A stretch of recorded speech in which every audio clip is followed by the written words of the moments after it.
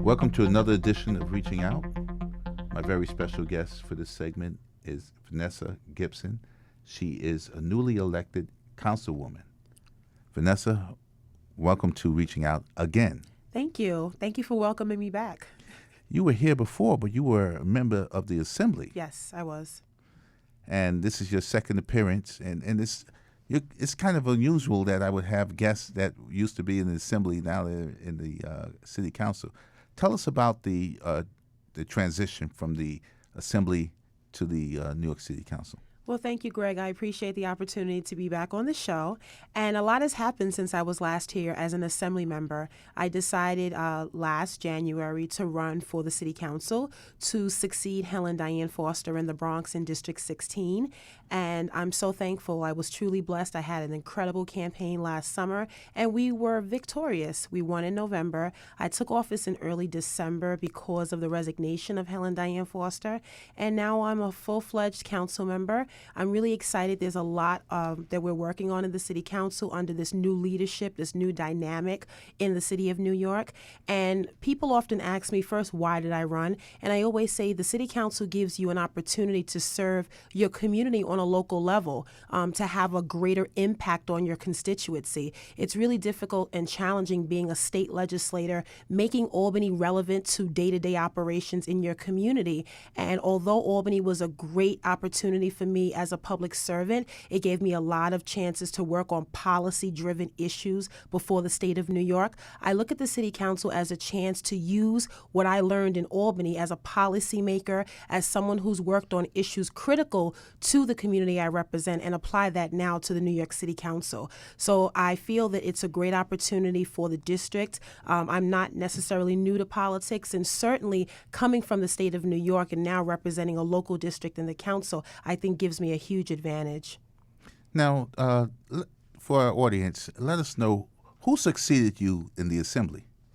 So prior to the race in the City Council, I was working for Aurelia Green, who is now the Deputy Borough President in the Bronx. And now she is in her role. And when I left the Assembly and became a council member, my current Assembly seat, the 77th District, is vacant. And so there's no representation. There's been a huge outcry from communities across the city of New York. There are 10 vacant seats in the state legislature, in the Assembly, 2 in the state Senate. And many of those communities that have no state representation are communities of color in the city of New York. So we did a resolution sponsored by Councilmember Inez Barron in the council. I signed on to ask the governor to call an election. The time is now. These races, we need to have representation. And on a local level, we know that Assembly members have an abundance of constituency cases. And so there's a huge vacuum in my community as well as the neighboring Assembly district, District 79. And whose seat was that? That seat was held by Eric Stevenson. Okay, we won't ask you about that one. Why so many seats? Why so many vacant seats in the state legislature? Well, last year there were a number of Assembly members that ran for local offices in their local counties outside of the city of New York. And then in New York City, we had Eric Adams, who became Brooklyn Borough President. We had a group of what we call the Albany Four that ran for the City Council, myself, Inez Barron, Alan Mizell, Raphael Espinal, and we all were successful. So now that we're all in the council, our Assembly seats are vacant. And then there are a number of other seats where unfortunately those members were they were out of office for legal matters. And so when you put them all together, there are 10 vacant seats in the Assembly, and we're all protected by Section 5 of the Voting Rights Act, so we deserve representation. Now, you are the chair of the City Council's Public Safety Committee. Yes. Our members in school safety are concerned about the safety in schools. We have members in the hospitals. They're concerned about the safety in the hospitals, and the CUNY campus peace officers are concerned about the safety in the colleges.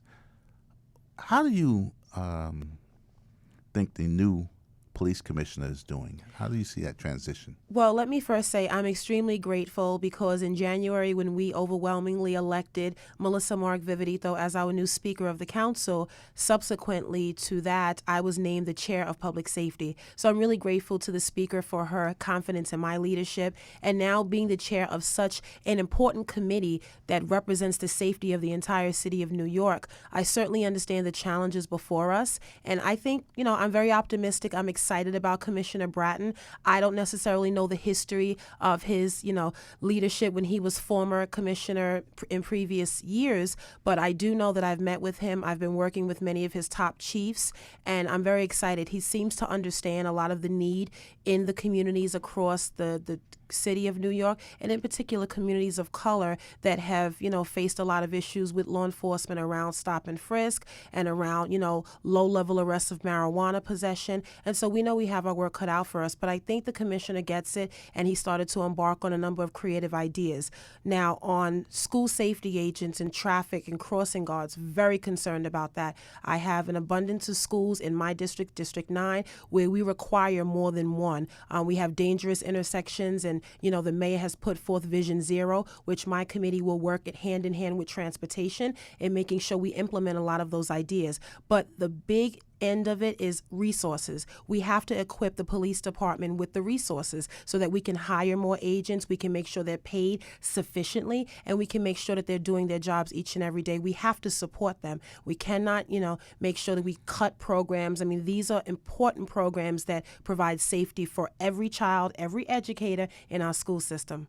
Oh, speaking of being paid sufficiently, currently there's a lawsuit, a pay equity lawsuit, because the school safety agents are 70% women, and they make $7,000 less than the peace officers in the same bargaining unit as they are in. And April 8th is Pay Equity Day. Absolutely. So, that's a big disparity. So I know you mentioned pay equity. Absolutely. I'm a huge advocate. When I was in the assembly working with my colleagues under the leadership of Shelley Silver, we supported pay equity, fighting against discrimination of pregnant women in the workplace, making sure that women are not harassed and they have a protocol where they are provided safety in the workplace. I'm a huge fan of the Women's Equality Act because I recognize that women, although we've made great strides, we are still well behind. We are entrepreneurs, business leaders, educators, elected officials, and we deserve fairness, we deserve equity, we deserve our opportunity to shine. And Pay Equity Day and National Day, I will support. I've been asked by many of the women's advocacy groups to sign on, and I will absolutely do that because there will be a day when women are paid equal to their male counterparts in every part of our workplace in the city of New York. It sounds good to me. We're on the way. The Summer Youth Program is a very important program. Where do we stand with that?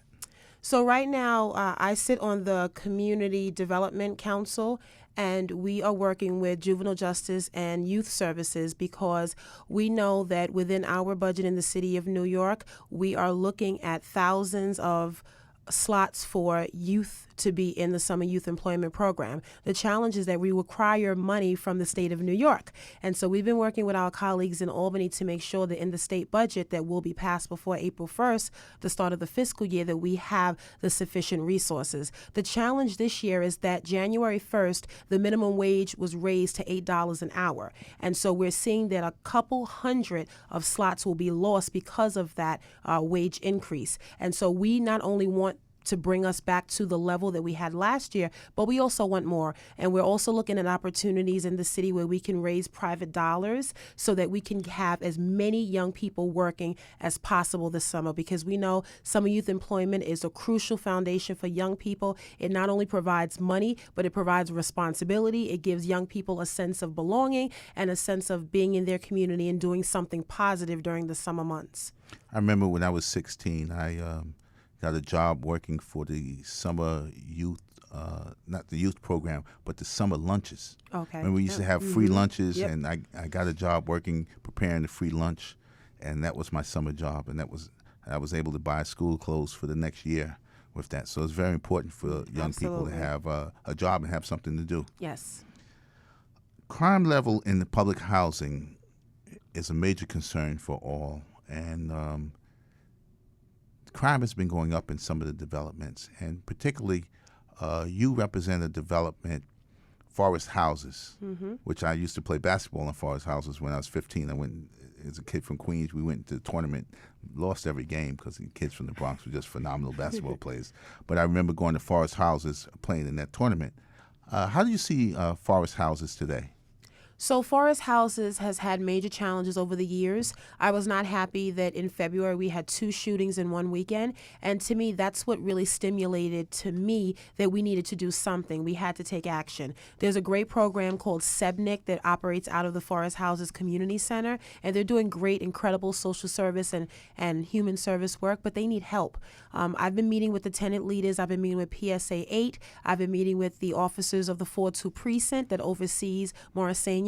And we decided early on that we would establish a task force, a working group of stakeholders, community residents, advocates, residents from NYCHA, our unions, to make sure that we come together and offer resources for the residents of Forest, and not just Forest, but also McKinley as well, which is right across the street. So we're working with groups like Osborne Association, Fortune Society. We're working with Save Our Streets. We're working with New Yorkers Against Gun Violence, because we know the proliferation of guns and drugs and violence in that community has been high. We lost Lloyd Morgan a few years ago, a 4-year-old that was shot on the basketball court, and it was an outcry. We cannot continue to lose young people to guns and violence. Like, enough is enough, and many of us are really sick of it. And so with the summer months upon us, we have to make sure that we are putting programs in place that give young people an opportunity to do something better than what they're currently doing. And that's what I've been working on, and that program, that model, will transcend out into the rest of the district, because it's not just Forest.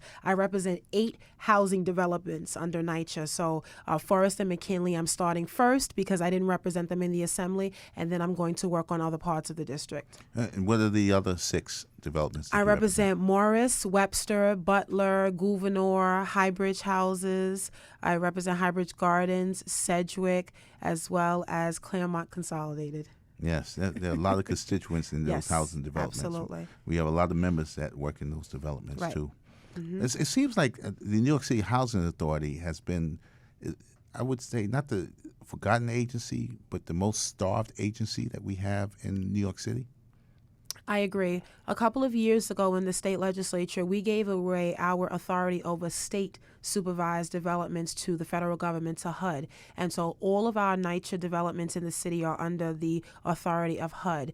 And the state has not given money in terms of direct funding to NYCHA, and neither has the city of New York. We have disinvested for many years in public housing, and that has to change. Under this new leadership, Mayor de Blasio and Speaker Viverito and many of my colleagues in the council, we recognize we have to invest in public housing. It's the largest public housing development in the entire nation, and we have thousands of tenants that have no repairs, no new appliances. There's major crime. There are no cameras in our developments, and we know that cameras are a way to provide safety. So we have to support NYCHA. I'm asking for a direct line in the budget in the city of New York so that we can provide NYCHA with crucial funding, not just for repairs, but for upgrades.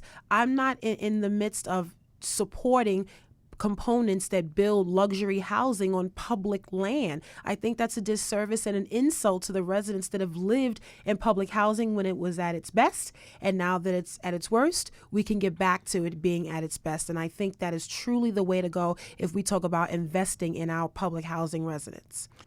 Thank you very much. Unfortunately, that's all the time we have for this segment of Reaching Out. I hope you'll come back. Absolutely, of course. A very special guest was Councilwoman Vanessa Gibson from the Bronx. I'm Gregory Floyd, President Local 237, and you were listening to 970 AM, The Answer.